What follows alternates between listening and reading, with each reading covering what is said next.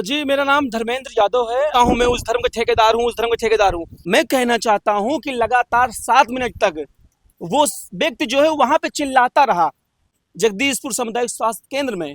ये बात को आखिर क्यों बढ़ाया जा रहा है तो मेरे समझ नहीं आ रहा है। काफी लोग मुझे सलाह देते हैं कि भाई अकेले मत निकला करो, थोड़ा संभल के रहा करो। नमस्कार दोस्तों, स्वागत है एक और वीडियो में। आज एक ऐसे शख्स के साथ हैं जिन्होंने जगदीशपुर की एक ऐसी आवाज़ बन के खड़े हुए हैं जिनका एक अपना चैनल है और वो सारी जानकारी हम भाई से लेंगे। सबसे पहले तो हम मुलाकात करेंगे, हमारे साथ धर्मेंद्र यादव जी हैं। धर्मेंद्र यादव, नमस्कार। नमस्कार, आपको कैसे हैं आप बहुत लोग? धन्यवाद। हम बढ़िया हैं, आप बताएं आप कैसे हैं? आपके बारे में सुना आजकल ज़्यादा चर्चा में है। आपसे सबसे पहला सवाल होगा कि आपका एक चैनल है जिसका नाम दी पब्लिक साइड है। जी जी। आप अपने दी पब्लिक साइड से जगदीशपुर क्षेत्र ही नहीं, अन्य क्षेत्रों की जो मुद्दाएं हैं, जो सरकारी दशा है, जो स्थिति है, वो उठाते हैं और उसके साथ साथ जनता की आवाज़ भी बनते हैं। और आजकल आप कुछ ज़्यादा चर्चा में हैं। उससे पहले आप चर्चा वाली बात बाद में करेंगे, उससे पहले अपने बारे में थोड़ा इन्फॉर्म कीजिए, बताइए लोगों को, हमारे दर्शकों को। जी, मेरा नाम धर्मेंद्र यादव है और मैं द पब्लिक साइट के नाम से अपना फेसबुक और यूट्यूब पर मैं अपना न्यूज़ चैनल चलाता हूं और पेज चलाता हूं, जिसपे मेरा मुख्य काम होता है कि जनता से जो जुड़े मुद्दे हैं उसको शासन प्रशासन तक पहुंचाने की मैं पूरी कोशिश करता हूं। और द पब्लिक साइट का यही एकमात्र लक्ष्य है कि आम आवाज़ की आम जनता की जो आवाज़ है, जो शासन प्रशासन के कानों तक नहीं पहुंच पाती है, वो मेरी जिम्मेदारी है। उसी के तहत मैंने वही सोच करके मैंने द पब्लिक साइट शुरू किया था। आपको मतलब ये पत्रकारिता का प्रेरणा कहाँ से मिला है? प्रेरणा वाली अगर आप बात करेंगे जी तो मैं जैसे अपने समाज में चारों तरफ देखता हूँ, खास करके अपने अमेठी जनपद में देखता था कि अगर किसी के साथ अन्याय हो रहा है जी तो लोग बोलेंगे मैं तुम्हारे साथ हूँ, जी। लेकिन कोई उनके साथ खुलकर नहीं आना चाहता हकीकत है। में कोई नहीं खड़ा होता था। कोई नहीं खड़ा होता है, चाहे कोई पॉलिटिशियन हो, चाहे कोई भी अपने आप को बोलता हो, कितना भी बड़ा अपने आप को बताता हो कि मैं सबके साथ बोलता हूँ, मैं उस धर्म का ठेकेदार हूँ, उस धर्म का ठेकेदार हूँ, लेकिन कोई भी अगर किसी की जरूरत पड़ती है, खास करके गरीब जनता को, जी कोई नहीं, सिवाय दो लोग अगर लड़ रहे हैं तो काम क्या होना चाहिए कि दोनों को समझाना चाहिए। लेकिन हमारे यहाँ क्या होता है, एक पक्ष को पकड़कर उसको भड़काया जाएगा, उसको भड़काया जाएगा, दोनों को लड़ाया जाएगा और उसमें अपनी जो है राजनीतिक रोटी सेकी जाएगी। यही हो रहा है और यही होता रहा है। इसीलिए मैंने अपना चैनल चालू किया कि मैं मुझसे जितना हो सकेगा मैं जनता की आवाज को उठाऊंगा। जी। आप दूसरा प्रश्न ये है कि ज़्यादा तो नहीं पूछूंगा, अभी जल्दी में वायरल है एक जगदीशपुर के सीएचसी के बारे में कि किसी एक व्यक्ति के साथ कुछ समस्या थी जो वहाँ की, उसने एक वीडियो बनाया, आपने उस वीडियो को अपने चैनल पे चला दिया तो उस पर शासन प्रशासन आप पे दबाव डाला। उसके बारे में आप खुल के बताइए, क्या कहना है? देखिए, वो जो वीडियो था, वायरल वीडियो, दिव्यांग दंपति, दोनों पत्नी और पति जो है दोनों पैर से विकलांग हैं, वो अपना इलाज कराने के लिए गए थे। वीडियो ये वायरल होता है। उस वीडियो में 7 मिनट का वीडियो है। विकलांग व्यक्ति लगातार कह रहा है कि यहाँ पे कोई सुविधा नहीं है, हम देखो घिसलते हुए जा रहे हैं, फर्श पे वीडियो में दिख रहा है।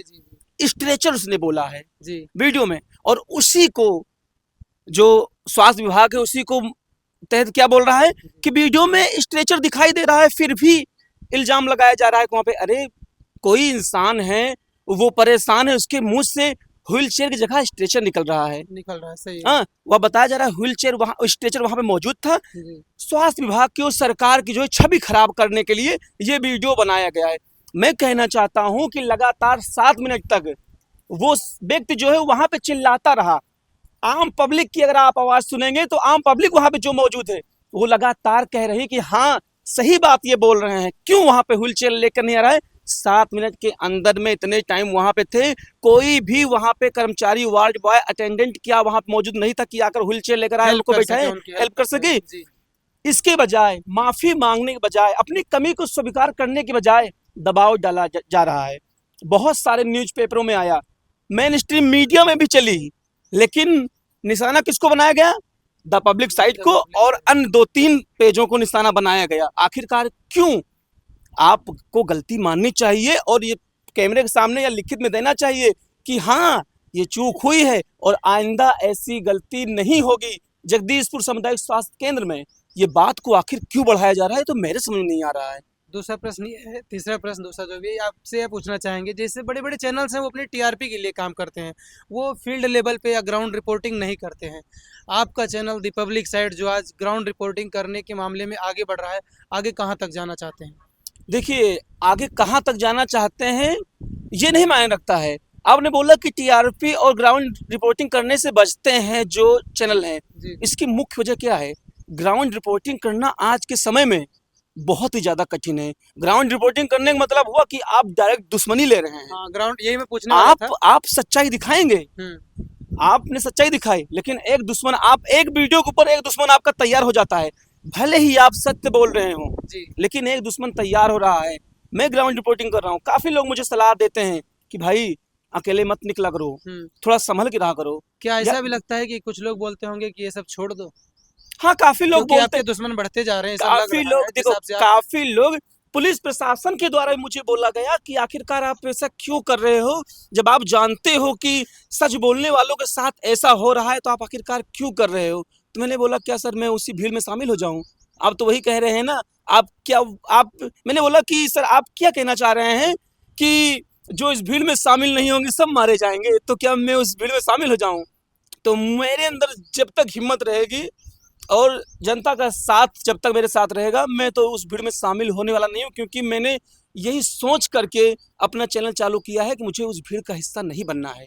आपसे एक प्रश्न और है, आज के समय में जिस हिसाब से युवा बेरोजगार है ना, उनको नौकरी नहीं मिल रही है या अपना मेहनत करके वो कुछ भी कर रहे हैं, आप उनको क्या संदेश देना चाहते हैं कि वो आज के इस भ्रष्टाचार वाली जो दुनिया है, इसमें हर एक इंसान बोले तो जो गवर्नमेंट प्रूफ, हर चीज़ का प्रूफ मांगा जाता है, कुछ चीज़ का प्रूफ नहीं दिया जा सकता है, केवल बोला जा सकता है। जैसे जहाँ भी भ्रष्टाचार हो रहा, क्या एक शख्स ही आगे बढ़ सकता है? ऐसे कई युवाओं के बारे में क्या करें जो आगे इस लाइन में आए और जमीनी हकीकत को देखिए, दिखाए, इस एक देश आईना में बने। भ्रष्टाचार के लिए, तानाशाह के लिए अगर कोई जिम्मेदार है तो सबसे पहला जिम्मेदार इस देश का युवा है। युवा। मैं जाऊंगा, आप जाएंगे कहीं, अगर भ्रष्टाचार उजागर करते हैं, हाँ। 2 व्यक्ति आपके समर्थन में बोलेगा और 10 बाकी आपको सब गाली विरोध देने में। वाले रहेंगे। हाँ, विरोध। क्यों? क्योंकि जिस व्यक्ति के द्वारा भ्रष्टाचार किया गया है, जो आप उजागर कर रहे हैं, वो जो 10 लोग जो आपका विरोध करने आ रहे हैं, हाँ। वो कहीं ना कहीं उनसे जुड़े हुए हैं।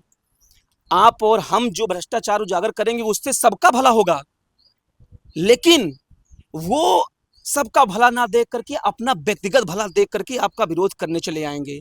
हाँ। आज सबसे ज्यादा तकलीफ इसीलिए होती है कि मैं निस्वार्थ होकर अगर कोई काम करता हूं तो मेरे ऊपर इल्जाम लग जाता है। आपको डर नहीं लगता? वैसे वाकई डर नहीं लगता जिस हिसाब से आए दिन केस हो रहे हैं? अगर आने वाले टाइम में आप सोच रहे कभी जेल जाना पड़ गया? मुझे ये भी बोला गया कि 2 मुकदमे ले लिए हैं, 3-4 और ले लो, जिला बदर कर दिए जाओगे, गुंडा एक्ट लग जाएगा। अब बताइए, जनता की आवाज उठाने के लिए, ये लोकतंत्र है, हमारे देश में ऐसा कभी नहीं होता था। क्या सबके, अच्छा एक बात बताइए, आप जैसे बता रहे हैं जिला बदर कर दिया जाएगा, क्या कभी किसी रेपिस्ट को जिला बदर किया गया? देखिए, जिला बदर करके क्या पाएंगे? मैं उस जिला में नहीं रह पाऊंगा, लेकिन जिस जिला में रहूंगा अगर वहां की कमियां मेरे तक पहुंचेगी तो क्या मेरी आवाज को बंद कर लेंगे? ऐसे तो आपको पूरे भारत में भेजा जाएगा जिला बदर करते करते। देखिए, डरना होता अगर तो मैं इस लाइन में आता ही नहीं। सही बात है। आप मुझे पहले से जानते हैं, मैंने क्या आपको बताया था कि देखिए, डर जो है, अगर जिसके अंदर डर हो वो इस लाइन में आई ना, क्योंकि मैं जिसके लिए काम करता हूँ, जिस जनता की आवाज को उठाता हूँ, वही जनता पलट करके मुझे बुरा कहती है। तो सोचो, उस शब्द को, जो बुरा कमेंट मेरे लिए आता है, उस शब्द को अगर मैं, जब उस वर्ड को मैं पढ़ता हूँ तो मुझे कितनी तकलीफ होती आपको है। गाली मिलती होगी?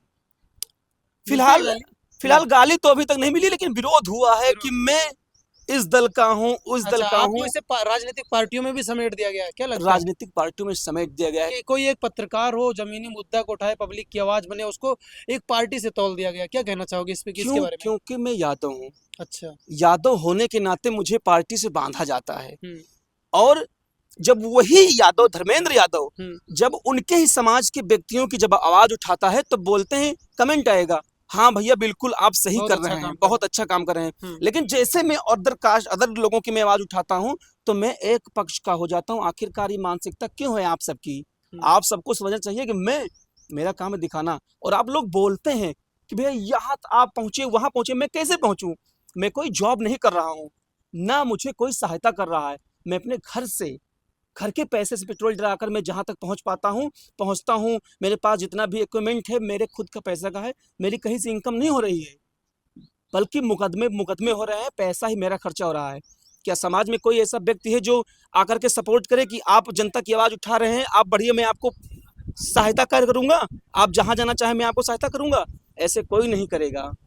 बस दबाने के अलावा कोई ऐसा नहीं कि आकर के सपोर्ट करे। हाँ, लोग कह देंगे, मैसेज में कह देंगे कि हाँ भैया आप डरना मत, मैं तुम्हारे साथ हूँ। ये चीज ज्यादा मिलती होगी सहानुभूति आपको। मैसेज मिल जाएगी, जरूरत पड़ने पे कोई नहीं आता है। जब आपको पुलिस अभी लेके गई थी, ऐसा कुछ वीडियो डाला था ना, जब उस समय मुझे कोई जब आया जब मुझे समझाने पुलिस लेकर गई हम्म, तो मेरे पास एक दो बंदे के फोन के अलावा किसी का फोन नहीं आया। अगर मेरे साथ अधिवक्ता समाज ना होता हाँ तो मुझे नहीं लगता कि मेरे साथ में कोई आकर खड़ा होता मेरे घर वालों के सिवा। सही बात है। और मेरी दुश्मनी क्या है? मेरी किसी से पर्सनल दुश्मनी नहीं है, किसी ना राजनेता से ना किसी से भी। मैं आम जनता की आवाज उठा रहा हूँ, वही मेरी गलती है और वही उसी के लिए दुश्मनी हो रही है मेरी। आज के समय मतलब सच को दिखाना, हकीकत को दिखाना और सरकारी भ्रष्टाचार को दिखाना मतलब क्या गलत है? इसको छिपाना चाहिए या दिखाना ही चाहिए? आम जनता जो अपने आप को देशभक्त बोलते हैं, सच्ची देशभक्ति वही है। आपके सामने अगर कोई गलत काम हो रहा है उसके लिए आवाज तो उठाओ। उसके लिए आवाज उठाइए, हम्म, तब आप सच्चे देशभक्त माने जाएंगे। लेकिन आज सच्चे देशभक्त की परिभाषा बदल गई है। हम्म। अगर आप हिंदू मुस्लिम करते हैं तो आप सच्चे देशभक्त कहें, मतलब जात पात में बांटते रहो तो आप तब देशभक्त आप हो। सच्चे देशभक्त हैं। अगर आप सरकार के खिलाफ कुछ नहीं बोलते हैं, आप सच्चे देशभक्त हैं। सरकार जो कमियां कर रही है, जो उसकी नाकामियां है, उसको अगर आप नहीं गिनाते हैं तो आप सच्चे देशभक्त हैं। और जिस दिन आपने ये सब का उल्टा कर दिया फिर आप देशद्रोही हैं, आपके खिलाफ एफआईआर हो जाएगी, आपको जेल जाना पड़ेगा। तो आपसे एक प्रश्न और है। आप पे आरोप लगता है कि आप सरकार की केवल कमियां ही गिनाते हैं, मतलब सरकार के पॉजिटिव काम नहीं, मतलब सरकार के जो काम है वो नहीं दिखा सकते, ऐसा आपके ऊपर आरोप लगता है, क्या कहना चाहोगे? देखिए, सरकार की कमियां और आपने बोला पॉजिटिव खबर। सरकार अपने जो काम करती है, अगर 1 रुपए काम करती है तो उसको पब्लिक तक पहुंचाने के लिए 100 रुपए खर्चा कर देती है वो। हम्म, हर साल 100, 200, 300 करोड़ रुपए सिर्फ प्रचार के लिए वो खर्चा कर देती है। हमने क्या काम किया है वो जनता तक पहुंचे। दिखाया जाता हाँ, है, दिखावा तो किया वो जाता सरकार जब खुद पैसा खर्चा कर रही है तो उसका अलग से प्रचार जब हो रहा है, तो क्या जो नीचे लेवल पर हम लोग काम कर रहे हैं तो हम भी वही करने लग जाएं? भाई हमारा काम क्या है कि जो कुछ गलत हो रहा है, जहाँ कहीं कमी है उसको सरकार तक पहुँचाना, शासन प्रशासन तक पहुँचाना।